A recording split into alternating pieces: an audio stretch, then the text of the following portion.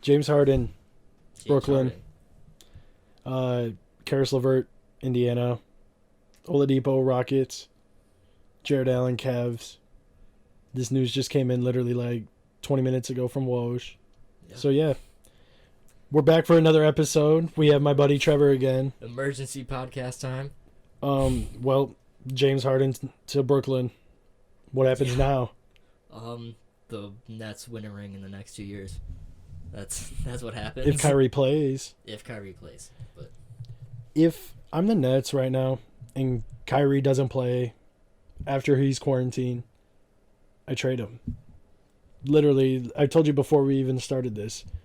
I just try to see which team would be willing to take that and take their starting point guard. Or even anybody. Just anybody that's going to push you guys to this championship because you gave up your future. You gave up your young starting big. And LeVert's gone, your biggest piece off the bench. It's really starting lineup or die for them now. yeah, definitely. I mean, that starting lineup, though, is probably going to keep them from dying most of the time. I mean, maybe this is me living in my 2015 NBA world, but Kyrie Irving, James Harden, and Kevin Durant playing in a Mike D'Antoni offense. What that is the making of the most potent offense ever. Like, I don't know, man. I think it's a big risk, but it's one that will probably work out for them. How do you stop it? Like, Stop that starting lineup? yeah. Well, like I Kevin said, Durant? if Kyrie plays, they're the most unstoppable offensive team probably ever. I mean, besides for the Warriors, obviously, but they have the three most, I feel like, guys that can just go get you a bucket whenever you need it in this league. Mm-hmm. And this whole Brooklyn dynasty happened way too fast. Yeah. It took 2 seasons for them to get Durant, DeAndre Jordan, Harden, Irving, Steve Nash, Mike D'Antoni, Ekpe Udo, or not Ekpe Udo. Ekpe Udoh. Ime Udoka. It seems like it's just crazy. Like, how did Brooklyn go from the Darren Williams era to having the 3 best offensive players right now? Like, they got a head case in Kyrie, but it doesn't matter. He produces when he plays. Yeah, I mean, this might be a hot take, but I feel like even the whole Kyrie head case thing might be a little overblown sometimes. Like, obviously the whole media's pawns thing, a little fucking weird. And but I mean, the family birthday party, like, yeah, it was irresponsible, but it's not like he was at the strip club like we see with at least one NBA player every fucking week, you know? Like, I think he really gets played up to be more of a threat to the NBA and society than he actually is, just as a result of his constant butting heads with the media, you know? Yeah, I mean, Like, I think we get like the media has a big part in people's mental health and shit, but when you're paid this much money and now that you have this opportunity to get in another ring without LeBron, yeah, you're back to your sidekick ways. You might as well just play. may as well. I mean, I hate the whole shut up and play thing that everybody says. Hot take. It's horrible. Devin coming in with the shut up and dribble. Horrible. I hate that. But in this, if I was Kyrie, I would have to play. Right. Because you want another ring. It's the reason you play in the NBA, to win. Yeah, I mean, this team, like, realistically, who's the number one option? Like, this is Kyrie's chance to really step out there and prove that he can be that guy on a championship team, and not just a championship team with 2 of the best players of the decade. And per Woj that we just saw right now, Brooklyn has 3 roster spots open. Ooh. They can pick up anybody. Like Ekpe Udo. Ekpe Udo episode coming, but First it was Plumlee, now it's Udo. who are the Nets gonna pick up? That's a good question. Isaiah Thomas. Yeah, Isaiah Thomas is floating around there. Lance Stevenson. I don't see why not. Say less. That is just... What kind of... Do they have to be vet minimum guys, or... They have 5.7 mil. Oh, so they could get something decent than 2 vet minimum guys. Yeah, I mean... That is just... Jamal Crawford might be coming back. Who knows? Dude, I would love to see Jay Crossover one more shot. Just get a ring, finally. I don't... Probably not still playing 6th man of the year, but... So... 9th man in the rotation, come in, do your work. 3 points a game. Dude, it would be the most beautiful 3 points you'll ever see, though. But if we're going to get more into it, the return initially was Karis LeVert. You got, who else was there that went to Houston? 4 first-round picks that are unprotected, 4 draft picks that were swapped, unprotected. Rodion Skorits and Dante Exum. Dante Exum from the Cavs. And Jared Allen and Taurean Prince went to the Cleveland Cavaliers for who knows why. They just... Whatever the Cavs were thinking. They said, hey, let's go bargain shopping. I don't care if we need him or not. LeVert then got traded to Indiana for Oladipo. So now Oladipo is in Houston. LeVert is in Indiana. I think it works both ways. Yeah. Because Houston really needs to take a shot if they want to keep competing. Might as well take a shot on a former All-Star who used to put up 26 a game. Yeah, like I was saying before the podcast started that it seems to me like I love Karis LeVert as much as any NBA fan out there, but it feels like the Pacers sold really low on Oladipo. Like he is proven multiple times. I don't remember. He might only be a one-time All-Star. He's proven though that he can be a major threat in the NBA, and they traded him for a guy who is a fringe starter, which I know LeVert was a fringe starter on one of the best teams talent-wise in the league. But it seems like if they can get Oladipo to reestablish himself, the Rockets just got a major bargain.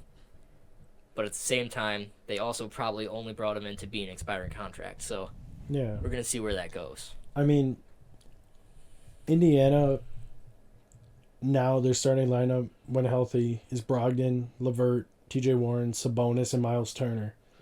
That is such a good lineup. Yeah, I totally forgot about Warren and Turner. Those are really good 4th and 5th guys. Yeah, like, that Pacers team is low-key a top 4 team in the East now, in my opinion. With how shaky everything is, it feels like the Pacers haven't been affected by anything, besides for TJ Warren.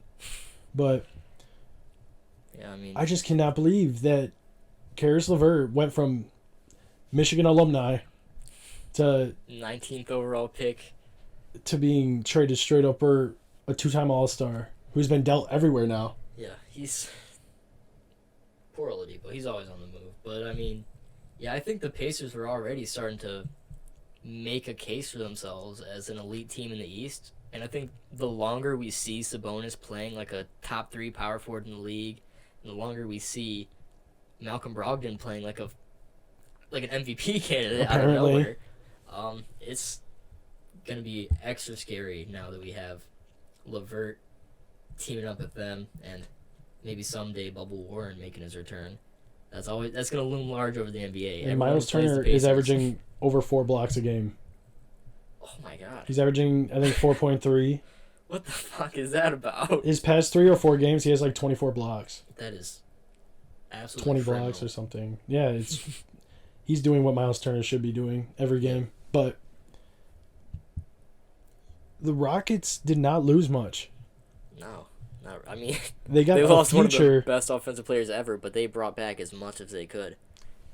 A former almost leading scorer in the NBA.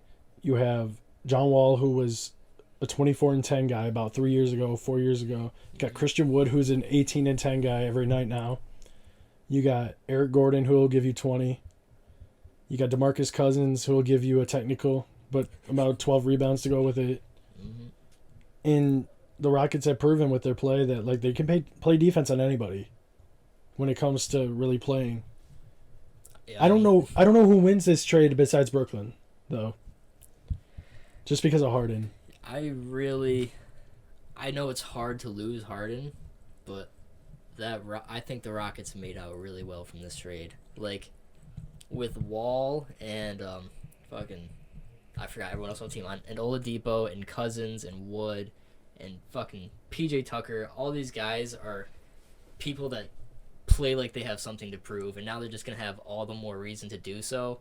Or like Jayshawn Tate, 25-year-old rookie who probably didn't stand a chance at making an NBA roster, somehow did, got in a fight with one of the best players in the league within a week of being on the roster. We know that guy's a bulldog. Like, this team is gonna be fucking. They're gonna play angry, and that's pretty fun. And then you look at 8 years of first-round picks control from the Nets. They took the Nets' whole future. Yeah, I mean, by the time those 8 years are up, Kevin Durant's going to be retired. If Kyrie and Harden are still playing, they'll be in their mid to late 30s. Think about this, though. Not the same team in 8 years. The Rockets initially traded Kevin Martin and Jeremy Lamb and I think a first-round pick for Harden back in 2012. Yeah. They just turned that into 7 or 8 years of competing and another 8 years of first-round picks, Oladipo, and Dante Exum, whatever that means. But I was pretty sure he was hurt. I don't know how you deal him, but the Nets now lose Jared Allen, LeVert, and 8 years of picks. Literally, the two guys that would be there after Kyrie and all them left. And the picks, hopefully, to be that supporting cast. The Nets are all in. Yeah. Like the Lakers. This is the definition of all in. Like, if they don't get a ring in the next 2 years, rip. R.I.P. The only reason I'm not pissed about this, as much as the Kevin Durant to Warriors thing, the Rockets or the Nets literally gave up their entire future. Kevin Durant willingly signed there for less money to make a super team. Yeah. Yes, Harden wanted to go to Brooklyn to compete and probably get a ring. Doesn't everybody else in the league? Mm-hmm. Harden did take a pay cut. Brooklyn didn't get him for free. Brooklyn far from free right now. Yeah, like they're stuck here now. If they don't compete, they're literally screwed. Yeah, I mean, after the next 2 years, when those three, well, not those three guys, but once those three guys are out, you can assume DeAndre Jordan's going to be out at the same time. What do they have left? Bruce Brown and a second-round pick from the Cavs. By then, Bruce Brown will be averaging 25. He's going to have to. Oh, bless you, my guy. Bless me. What about Jared Allen now in Cleveland? Bizarre. That's the fifth center on that roster. Yeah, we're going to see a Cavs center traded in the next week, definitely. I think Drummond's going to go to a competitor. Yeah, that can make sense. Like, finally. I wouldn't even be surprised if I see, like, Boston finally go for it. Or even if Boston goes for Jared Allen. But I'm sure they would rather trade Drummond, who's on an expiring contract. Right. Drummond might go to, who knows, LA. Not the Lakers. But Clips. There's a lot that could happen beyond this trade, and it already shook the NBA. Yeah, I mean, what do we think? Does Houston still compete? Because they're kind of shaky right now, but that was because of Harden. Yeah, I think that. I mean, I'm not normally the type of guy to come out and just say, blame the players, blame the superstars, their egos are too big, but this is one of those situations where you can actually look at it and say, like, yeah, this guy was holding them back for a second there. He was clearly, well, more than clearly, he made it known that he was disinterested in playing for the Rockets, and that will harm any team. So now we got a bunch of guys that not just want to play, but want to prove a point. It's gonna be something. You have 3 people who are former top 5 or 3 at their position in John Wall, Oladipo, and Cousins. If they could bring that back with Christian Wood, there's no reason why they couldn't compete. Not for a title, but a playoff run, Definitely. and they're like 14th or 13th in the West now because they're like 2-8, 2-7. But hey, early season's best time to have those struggles, because as soon as you pick it up, it's all about momentum. That's so crazy. I cannot believe that deal still happened. Yeah, we were gonna come over and just record like a future podcast to release in a week or two while Devin's at school, but I walk in the door and immediately Woj bomb gets dropped on us. So here we are. I can't wait. One day I can just talk with Woj and he'll be like, dude, this just happened. I'm like, I get the first Woj bomb. But You get the Woj grenade. I think Indiana really is a top 4 team in the East now. Yeah. Just because of how well they're built. They do have depth with Aaron Holiday. They got Doug McDermott, who's a shooter. They got Goga Bitadze or whatever his name is. Yeah. That guy that got overlooked by Zion, so he's got something to prove. Yeah. And don't they have TJ Leaf still? I think so. I'm trying to think of their depth. I'm trying to think about TJ Leaf. Yeah, I don't think about TJ Leaf often, but he went to UCLA, right? It was a blue and yellow school, so I'm pretty sure yes. Yeah, I think he played with Lonzo. Oh yeah. But I love that Indiana team now. Yeah, that's That big a three lot of fun. Brogdon, LeVert, and Sabonis is so unthought of, and nobody ever could have seen it happening. And just, I don't know, that's the best kind of player. A player that's just quietly one of the best in the league, Like, nobody hates on a player like that. So now we got 3 of them leading this team. It's just a very likable trio, I think. If Houston can compete this year with 8 years of picks coming, they very well could just blow up all those assets in the offseason and trade for someone huge. Yeah. If John Wall has a good season, boom. Him and some assets, go for one of the better point guards in the league or scorers. It's Houston now, whoever the GM is there. Who is it now? Is it the guy from the Raptors? No. Who is it? I have no idea. I've just learned who their head coach is, honestly. Yeah, that guy from the Silas. Mavericks. Yeah. So, I haven't learned the DM yet. Someday. Whoever the unnamed GM is of the Rockets, He who shall not be named. he has the most pressure on his shoulders by far. Because the GM of Brooklyn did his thing already. Right. I mean, Indiana's fine. The Cavs are screwed either way. They know that. The Rockets are now in the stage where they could be mediocre or one of those teams. They're not going to suck. You cannot suck with that talent. Yeah. I don't think Christian Wood would let you suck. That's just straight up. But He tried not to let us suck last year. I'm so much more shocked that Oladipo and LeVert were dealt today for each other. Definitely not what I expected. If LeVert and Allen went to Houston, that made sense. The fact that it was blown up to more, did Houston not want Jared Allen? I guess not. I mean, they've been pretty avoidant of bigs in the past, but I mean, we figured with D'Antoni gone that'd be different, but now it looks like all they're really carrying is DeAndre Jordan, and, well, I guess Christian Wood as well. Never mind. What about, so with this going on, we got to include the Pistons somehow. Right. Does Troy Weaver see this and it's like, okay, maybe there are teams that are eager to deal people. Do we trade Blake now? Yeah. Just sell him low? I think watching a team do something like pair Harden with Irving and Durant, it starts an arms race in the NBA, It's some real Cold War shit.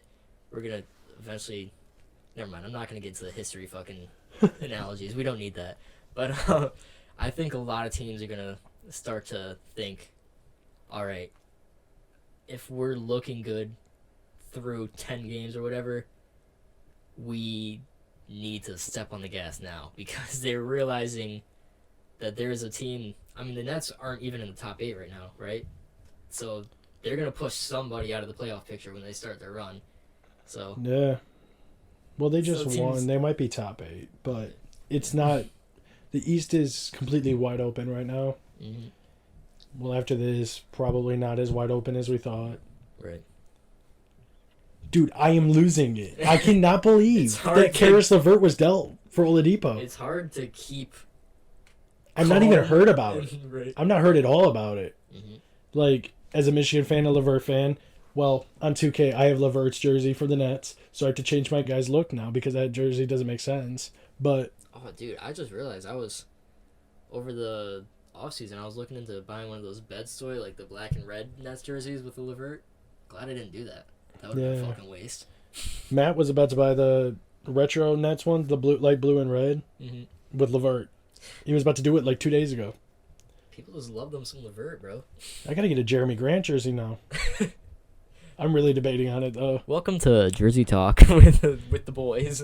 Shout out Jersey Provider. We're going to talk about the Cavs centers. We've kind of already got into it, but do you start Drummond still? Do you run two bigs? I mean, I feel like I've always like had this little love for running a two center lineup because I feel like it's broken. right? If you have a Twin Tower lineup. athletic center in either, well, Jared Allen I feel like could guard the 4. Because if you're a 4, you're either a forward who's not as fast and athletic but more of a rebounder like Iguodala. I feel like I could see Jared Allen playing the 4. Mm-hmm. Or McGee. McGee could hang with some people. I mean, we've seen JaVale McGee get out and run the floor by himself back in his Wizards days. It didn't go well, but he had the athleticism. Yeah, and he's like 150 times better than he was on the Wizards. Yeah. But Larry Nance actually playing with the 4. Yeah, that's... With Drummond, you got Jared Allen and Thon Maker. Thon Maker. You got them off the Cavs if they're healthy now. This team is still low key a playoff team. Yeah, definitely. All 4 teams have done nothing but really bettered themselves. Yeah, Besides for Houston, they only lost by like that much, just because they're losing Harden. But like every team that's involved in this trade is getting better. Taurean Prince of the Cavs is huge because Chetty Osman and Isaac Okoro are like on and off right now. Mm-hmm. I don't know what else to say about that. Like, I'm just surprised the Pistons didn't get involved. You thought Troy Weaver would just jump in on this. Foaming at the mouth. Give Blake Griffin to the Nets. But yeah, I think in terms of the bigs, the move right now is starting Drummond and Larry Nance at the center and 4 respectively, because I think we've seen over the last 2 years that Jared Allen, despite probably being the best center in Brooklyn, was willing to come off the bench as they always started Jordan over him. So like we don't have to worry about upsetting him. But long term, I think Jared Allen is probably the player you want to keep around over a Drummond. So you might. We're not even talking about Kevin Love. Oh my God. Another big on the Cavs. They have 6 bigs. I'm sorry, Kevin Love. Kevin Love and Drummond, when healthy, have to start. Larry Nance and Allen off the bench as your bigs is huge. With Taurean Prince coming off the bench, or Chetty Osman, or Okoro. With Sexton and Garland starting. Dante Exum's gone, thank God. I bet every Cavs fan is so happy because they were playing him at the 3. Yeah. I like Dante Exum, but I think he might need a place like Houston that's looking for an identity right now. I think he needs a place like do something. Like Lithuania. Like he needs to get out of this league. Leave my man alone. Former what? 6th pick? 4th pick? I think 6, 5, I don't know. I could see 8th, whatever, but do you think the Pistons now seeing this actually do get trade hungry though? Do you think that Troy Weaver's going to start making calls because of this as a result? Little chain reaction to go on for the next week? I think if it's me, I don't think it's a good idea to start making calls because, I mean, like we said earlier, an arms race just started in the NBA. So don't get over aggressive and drop the price of your players. Let the teams that want to bring in a quality contributor at the 4 start making calls to bring in a Blake Griffin. Like, let them come to you so that you're not being like, can I have a Jared Allen for my Blake Griffin? Like, that's, like, just make them give you the offer, you know? Is there any team out there that realistically would be like, oh, Blake Griffin, we need him? No. That question still remains. That question is, but it should be answered, but it's not somehow. yeah. Like, I was very confident last time I was on the show that nobody wanted Blake Griffin because he's too expensive, he gets hurt too much, and when he was on the court, he looked slow, timid, disinterested. Not disinterested. He's a competitor, but he just wasn't with it, you know? No. So, now it's, like, slightly more open, I think, since teams in the East are going to start saying, oh, shit. How do we beat that? We got to start building a roster if we want to not just make the playoffs, but maybe make a run, you know? Who matches up the best in the East with... That's... Do you say Indiana? Yeah, or Milwaukee? I mean, Philadelphia is still looking actually incredible. I would say Milwaukee. Yeah. Because Drew Holiday and Kyrie, if he plays. Yeah, I think definitely, like we were talking earlier, this is the most offensively potent team, at least potentially, that we've ever seen.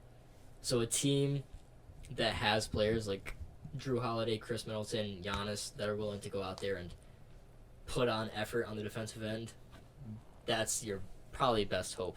You're not going to outscore them. No. So you probably aren't going to see... I mean, we just talked up Indiana so much, but I feel like, well... Indiana's up no, there. they still have good defense. Yeah, Yeah, Indiana is definitely up there, but I think Milwaukee matches up a lot better in a playoff series. Yeah, Philly, no. Yeah, Philly just doesn't have the defenders, and they're not going to win the race if it's an offensive game, you know? They would have to rely solely on Embiid and hope that Danny Green and Seth Curry knock down their shots. I mean... This is... Yeah. I don't know, man. The Nets roster? I think the 76ers are... The Nets off the bench now have Landry Shamet, Tyler Johnson, Timothy Luau Cabarro, Yep. Bruce Brown, Nick Claxton, whoever Reggie Perry is, sorry, Chris Giotza. He's actually pretty decent. And Spencer Dinwiddie. Spencer Dinwiddie's out for the season, of course, but... Dude, the Nets still managed to hang on to Nick Claxton. I really want to see Nick Claxton get in a minute somewhere. He was a very exciting prospect, I thought, coming out of Georgia. And now, like, last year, he was mostly in the G League, but, like, when he practiced with the Nets, players like KD would be like, that's a great player. And now I just want to see them fucking play. But they're never going to give minutes to Claxton until after KD's gone. So Harden gets dealt to Brooklyn, and you're pissed about Nicholas Claxton? I am pissed about Nicholas Claxton. Did you see It seems on brand for me, right? Yeah. Do you see LeBron talking about Patrick Williams? No. He said Patrick Williams reminds him the most of Kawhi. Mm-hmm. And he goes, the Bulls got a good one. And hearing him say that and not say a word about Killian yet, the fact that Patrick Williams was projected to go to Detroit, I don't want him. I'm still glad we have Killian, but kind of hurts to see someone else live in your dreams. I mean, I'm just going to say it. Last time I was here, I said Patrick Williams is Kawhi, and you started blaming me for putting Patrick Williams love out there. I'm staying on the Patrick Williams train. Fucking fight me. I don't care.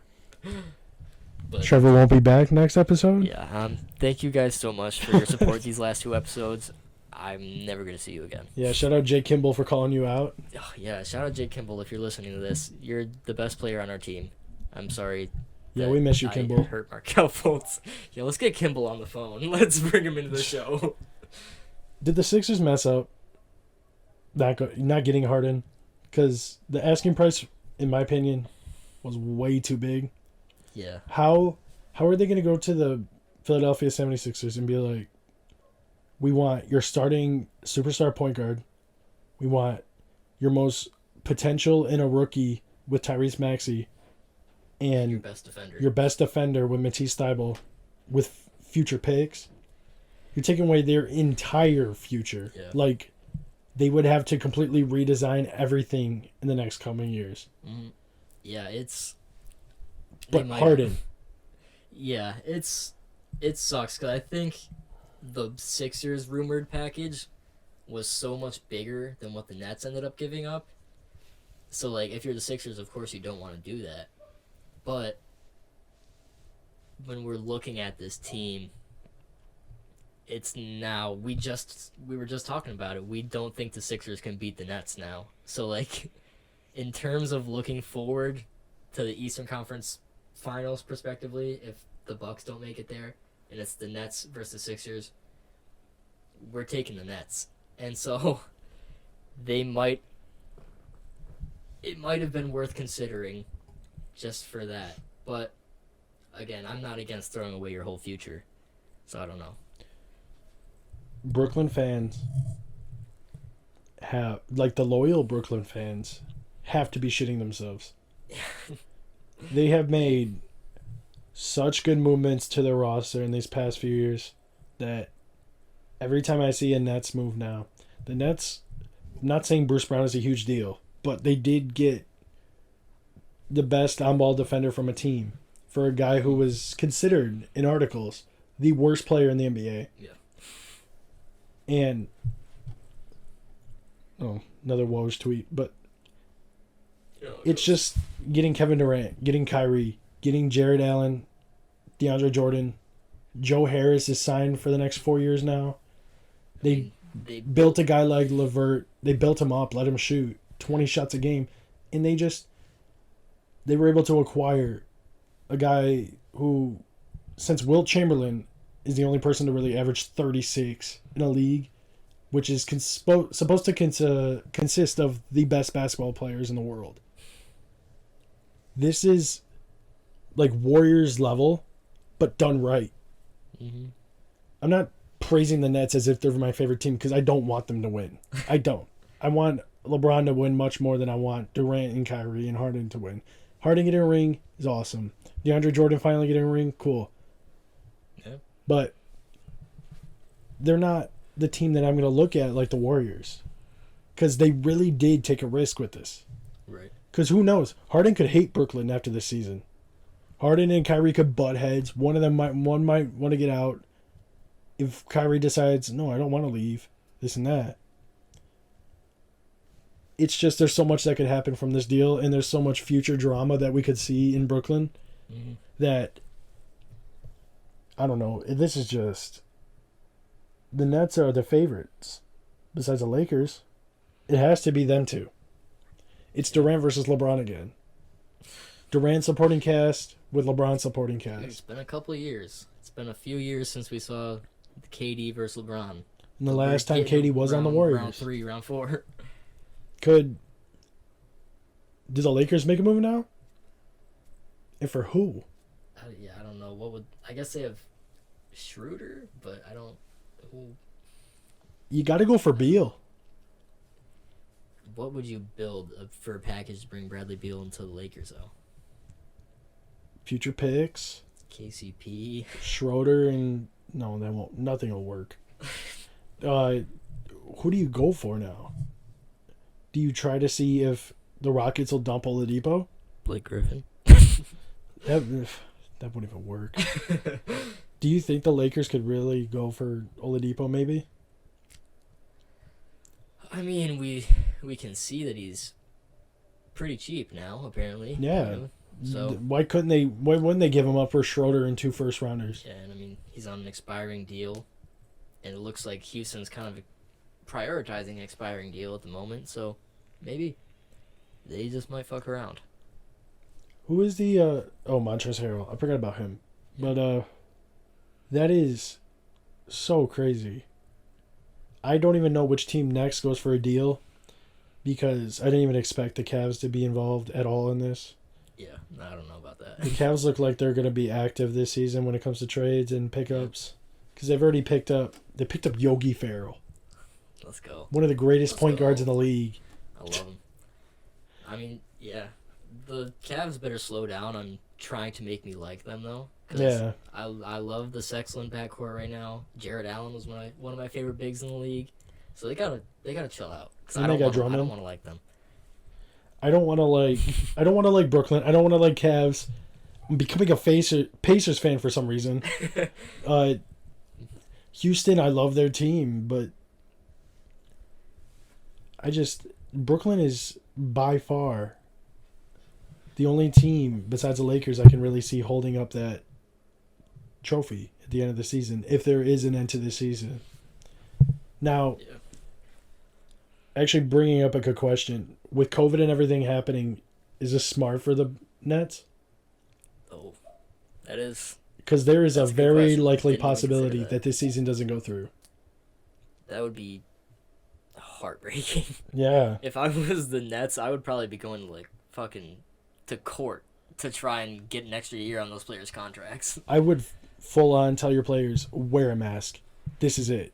If you want a ring, wear a mask. If you don't want to, let us know when you're traded. Yeah. I would do anything if I was a Nets GM or anything just to win, because you cannot be mediocre with this team. Right. And if you're bad with this team, then that is on you. That is not on the players. Yeah, I mean, like we said, they mortgaged their entire future for 1 to 2 rings. So if they don't get those 1 to 2 rings, we're looking at another Kevin Garnett, Paul Pierce trade. Yeah. Like I mean, if I'm the Nets, I think more than any other team, I would be afraid to give up 3 first-round picks and 3 controlling pick swaps to the Rockets. Because look at one of the other best teams in the East right now, the Celtics. How did they get all of their best players? Jaylen Brown, Jason Picks. Tatum, Marcus Smart. Your picks. They got those from you. Yeah. And you're willing to do that again. Very bold. But The Celtics use their picks right. If Houston uses these picks right, and say they keep John Wall and Wood, we could very well see the Celtics of the West in Houston to where they're a consistent 3rd seed, consistent 2nd seed. Who knows? They could even be the 5th seed in the West because of how good it is.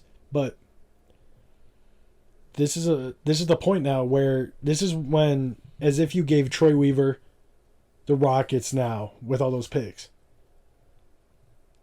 Houston cannot mess this up. yeah. If Houston messes this up, every Houston fan needs to move. Needs to find a new team because they are the most set for the future out of any team in this league. Mm-hmm. Talent-wise. Yeah, I think if I'm the Rockets, I'm taking a good long look at the college scouting department I have in my organization right now, because the last time they had a top 15 pick, if I'm not mistaken, was Sam Decker. That was 7th. So don't bring in another Sam Decker. Don't. Make sure you have scouts if you're going to have all these fucking picks. So, these picks, obviously, for the next 3 to 4 years at max, are not in the lottery. Unprotected. Probably not. Next season, with quite arguably, these next 4 years could be the most talented college recruiting draft classes we will ever see. Houston may as well deal next year's pick with a future pick to move up. They might as well do that for the next 3 years. Really. Yeah. Because what are you going to lose? Yeah, they got a pretty deep bag of extra picks now if they want to. If they let Start saying, Oladipo hey, walk, let's move. they let Oladipo walk, sign a very good shooting guard, or somebody to keep Eric Gordon, you could go anything. Small forward. You can finally have a good small forward in Houston. When's the last time Houston had a good small forward? Trevor Ariza? He wasn't even good. Robert Covington played the center. Played center too, yeah. Daniel House Jr. That's Love me some Daniel House. it's everything going on right now is reshaping the NBA, and you're going to see a lot of competing teams making calls because, like, the Nuggets aren't going to win this. Nuggets can't beat the Lakers. They already proved that. Mm. Milwaukee can't beat a team like Philly already. I mean, competing now is a whole different game. The Nets completely changed the NBA game with this trade today. Yeah, I don't know like today with these 4 teams totally changing the looks of their team, this might be like the most the league's ever been impacted since like Chris Paul was traded from the Hornets. Like that's probably the last time we saw a trade that caused so much ripple effect on the NBA. I feel. Well, I mean, I guess maybe the KG Paul Pierce trade did change the landscape for a long time, but Is I don't there? know. I just feel like the league's not going to be the same after this. Let's try to think other big name players that are on the trade block or should be, and you gotta say people like one of the people in the backcourt in Washington, because that's not working. It's not gonna work. Yeah, no, absolutely not. If it doesn't work off the start with Russ, it's not gonna get better. It's proven that it gets worse, and any of those guys could be dealt. Cavs are gonna deal at least 2 big men. The Nuggets very well could be trading. Damian Lillard thinks LeVert's going to take off in Indiana.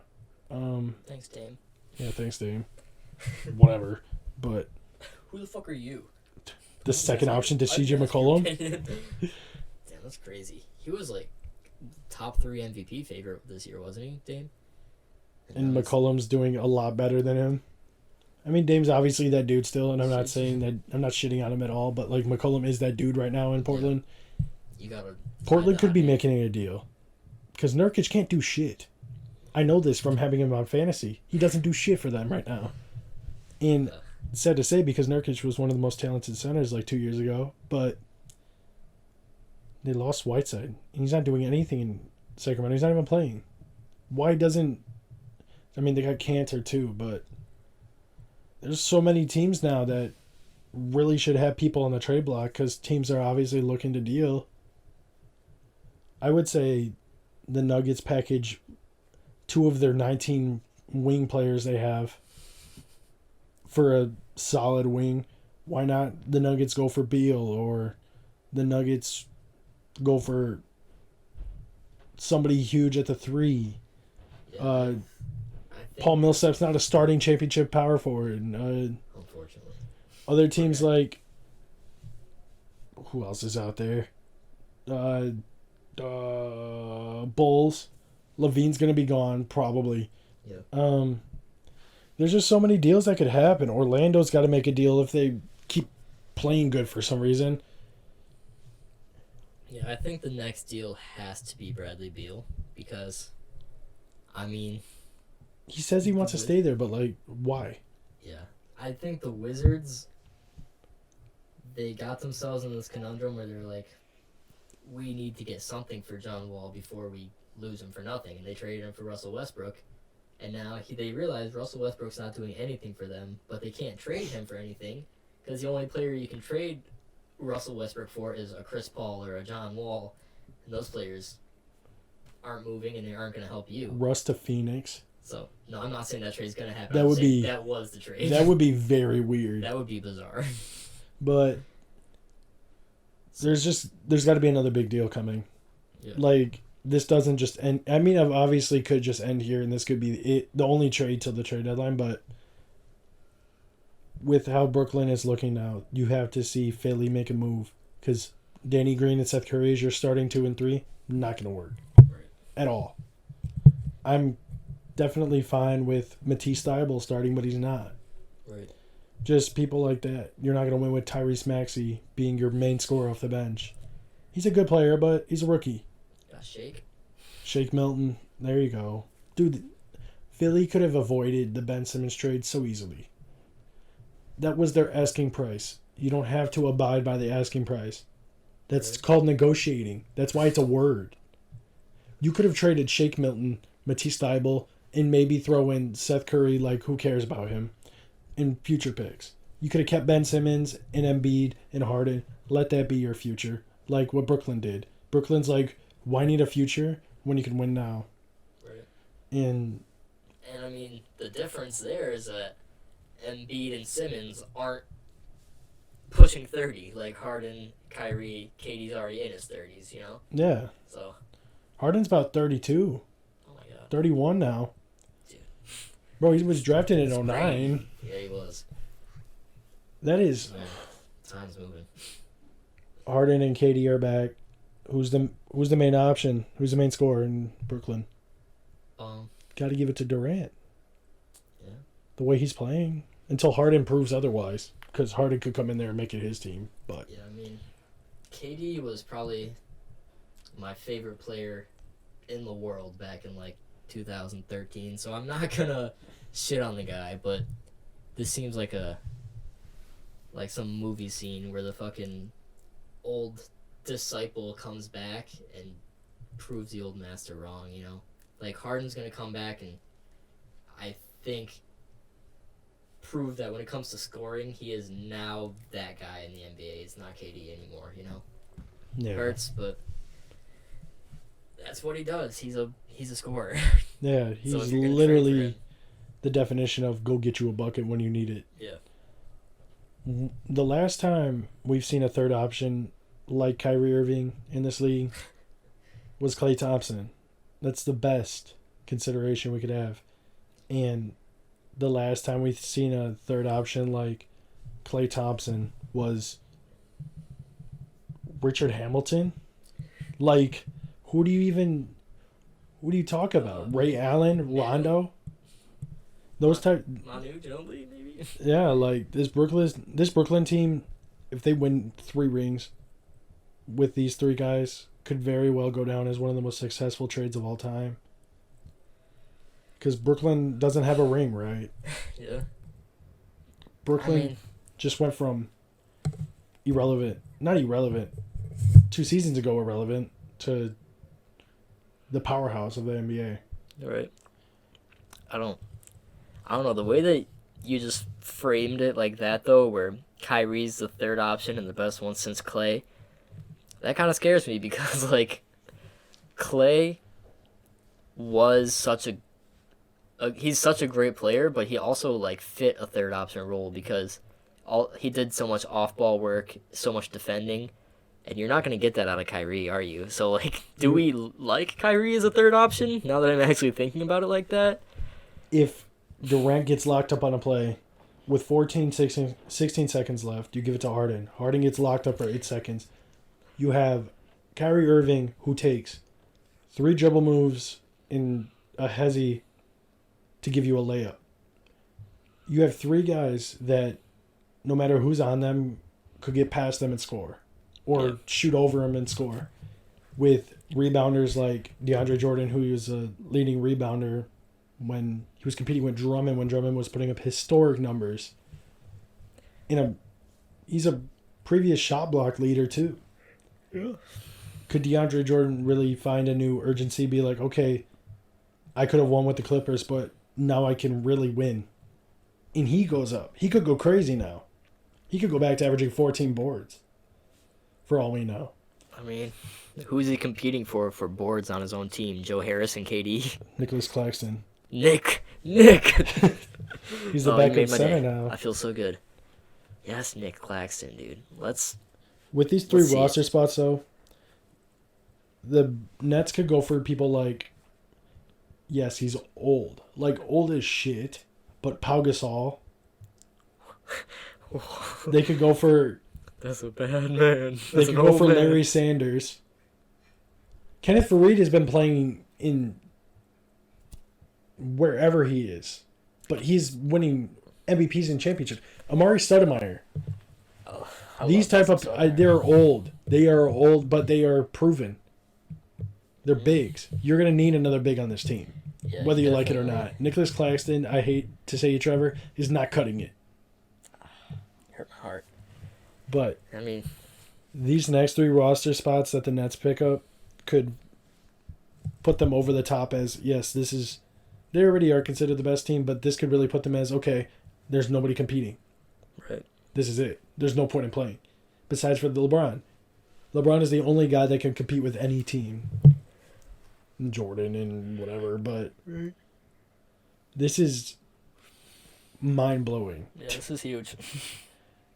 This trade will be remembered literally forever. Is probably the biggest deal since LeBron going to the Cavs Jordan going to the Wizards, Durant to the Warriors. I mean, this is the type of thing that in 5 years you're going to be seeing YouTube videos like tracking every little deal of this trade. Like, what's Dante Exum doing now? What did this pick turn into? You know, like Yeah. for years, it's going to be so scrutinized in every little way. It's going to be a lot of fun. Yeah. Who knows? Looking forward to more trades, more pickups. I'm really interested to see what the Nets do with these 3 roster spots. Cavs do with their centers. How LeVert does in Indiana. I'm hoping he averages 23. Maybe they see him as the next Oladipo again, but you got Houston with The next lifetime opportunity of a lifetime to really compete for the next decade. It's just there is so many parts to this deal that are still moving, and there could be more deals tonight. By the time we put this out, there could be another deal. Who knows? But this just reshaped the league, and I don't know. I have very mixed feelings about it because I don't like dynasties dominating for multiple years, but also you have to admire it. It's just what to look forward to now. So you know what I just realized? When I was saying Beal needs to be traded, I was thinking, trade Beal for the best assets that can help you in the future, and then, sorry Russ, but kind of suck for a little bit. But I just realized, in that Westbrook-Wall trade, the Rockets got the Wizards first this year, didn't they? So They might have. So if the Wizards slam on the brakes like this, then that could be more help to the Rockets, So now if we see a Beal trade, it means even more to the landscape of the NBA. Houston could end up with a top 10 pick very seriously. Yeah. With all those assets, they could trade for a top 3. We could see Oladipo leaving, Cade Cunningham going to Houston. Jalen Suggs to Houston. Mobley. It's a future first. What year is this? Oh, you can keep talking. I'm just trying to figure out. I don't know if you found the pick yet, but there's just so much to this that, as a basketball fan, you have to admire that the Nets did this. But like now we're looking at it like shit. Oh, it's our team is going to take pick. a lot longer to be good. Yeah. Brooklyn fans are throwing their hands up. I've got 2 listeners in New York. They're probably going to lose it once they see this. Yeah. But wow, I did not expect that deal to be done by 5:00 tonight. Definitely. I expected it to be done maybe tomorrow, but Yeah, I mean, I was at the gym today and seeing like how did I already forget his name? The coach, Salinas, whatever his name is. Steven Silas. Silas. Oh my God. Him and Harden like mutually agreed that Harden shouldn't be coming to practice anymore. So I was like, oh, so he's getting traded. But I didn't think it was going to be within the next 4 hours of that headline coming out. I wonder if the Sixers really made an offer, and I want to know what they offered, because no matter what, I feel like the Sixers have a better offer for. I'm not saying that Harden was traded for nothing, but Harden could have gotten a lot more. I get the 8 picks. That's huge. That's the main reason why they did the deal, but there has to be a player out there in the NBA that teams are looking to trade Harden they would much rather have Harden than that superstar like Beal. Mm-hmm. You don't want Russ and Harden again, obviously, especially in Washington, but there are players like that. LaVine. You could have gotten LaVine and shipped off Harden to Chicago. Just let him suck there. Because Harden doesn't have a no-trade clause. Right. You could have been like, all right, Harden, you don't want to play for us? Go fuck yourself. Go to a team that sucks. Go to Sacramento. We'll take Bagley and Fox. Like, it's just, did the Rockets really... The Rockets made the most of this trade, of course, but talent-wise, I feel like they could have gotten one more better player out of it. Yeah. So... Yeah, I mean, I guess... Yeah, it always... when you see a trade go down, you're looking at the names first. Yeah. Like the picks are like something that comes later down the line. We're like, oh yeah, we could get another late lottery pick. That's awesome. But like when the trade goes down, you're looking at, okay, we got Karis LeVert and not Jared Allen, you know, Karis LeVert and Dante Exum and Dante Exum. And it's like, it's fun, but then you definitely change hope the LeVert for more. name to an Oladipo. That's a bigger name. That's fine. Yeah. But I was thinking about wrapping it up, but I think I want to ask you this question. As a guy, if you were put in a GM spot, when it comes to trades, do you look more, with Harden at least, when it comes to trades, would you have looked more into a bigger name player? Or you see those picks and you're like, how can I pass this up? I think it varies. In today's league. Yeah, it always varies based on who you are. Like, for the Rockets situation, it seems like it could be very easy for them to shift gears and go, all right, we're not winning anymore. We need to go for a rebuild and take in all those picks. But they also have a Christian Wood and a John Wall and a DeMarcus Cousins on their roster where you can't say, all right, it's time to tank and hope that these picks in 8 years are good. So I think for a Harden, like, don't get me wrong, I am very much biased towards youth in the NBA. Like, I'll probably take a draft pick over someone like a Victor Oladipo, like 9 out of 10 days.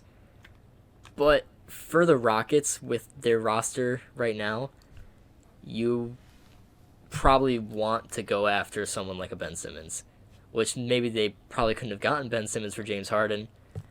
But I don't know. It's just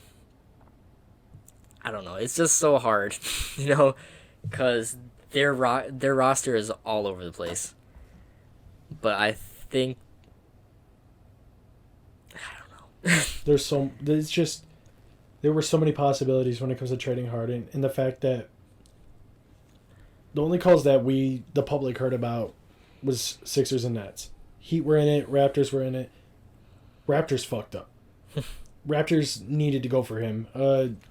Teams like, once again, I don't want to say it, but Washington, teams like them, just people that are stuck in, you cannot say, okay, these guys need to rebuild, but we need to get back to competing. There's a lot of teams that should have made that call for Harden. I get that he wanted to be in Brooklyn. That doesn't mean he needs to be in Brooklyn. Yeah. Like, when you were trading away other players, I'm sure some people in the league in the past few years that have gone to big... I'm sure Oladipo didn't even think that he would be on Houston today. I'm sure he got that call and he's like, what? I'm sure LeVert woke up this morning with an idea of being in Houston, but he didn't have an idea of playing in Indiana. Yeah. The fact that you take into consideration, yes, he wants to be in Brooklyn. Yes, he's done so much for this franchise. You need to still look at for yourself. The 8 picks, perfect. You did very well when it comes to Brooklyn. If you wanted to compete this season, you didn't go the right way. Yeah. I guess, though, the more that I think about it, it's a risk to compete. The ultimate goal is to win a ring, and turning your hodgepodge roster into a 4th seed, as exciting as it may be in the moment, it's nothing you're going to be remembered for. So maybe he's thinking that, hey, the odds of these picks turning into our Jason Tatum, our Jaylen Brown, our Marcus Smart is more exciting to them than turning a John Wall-led roster into a 4th seed, you know? So maybe, I guess I could see that this guy he's seeing farther into the future than us fans tend to do, you know? Yeah, So, now if he gets fired at some point in the next 5 to 10 years, then that's going to suck, because he's not going to see this thing through. It's going to be a Sam Hinkie situation. If the unnamed GM, once again, of the Rockets that guy ends up being fired, any GM would be head over heels to get into this. I would take that.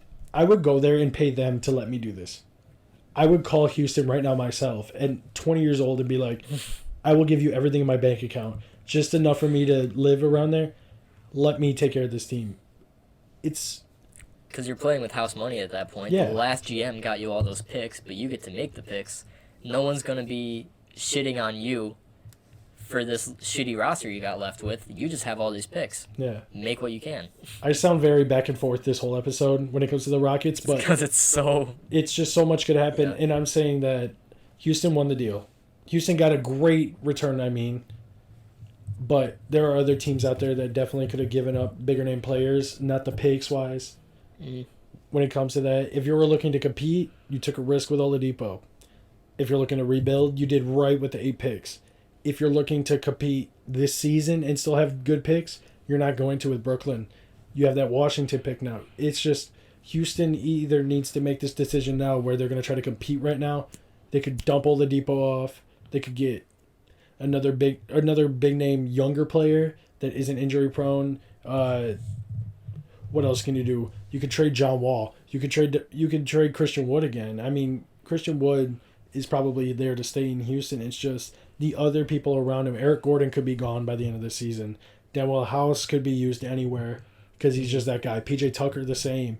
There's going to be a lot of teams looking at Houston to trade again, and I don't see it soon, but in these next few games we're going to see who Houston's willing to give up and Houston's willing to keep.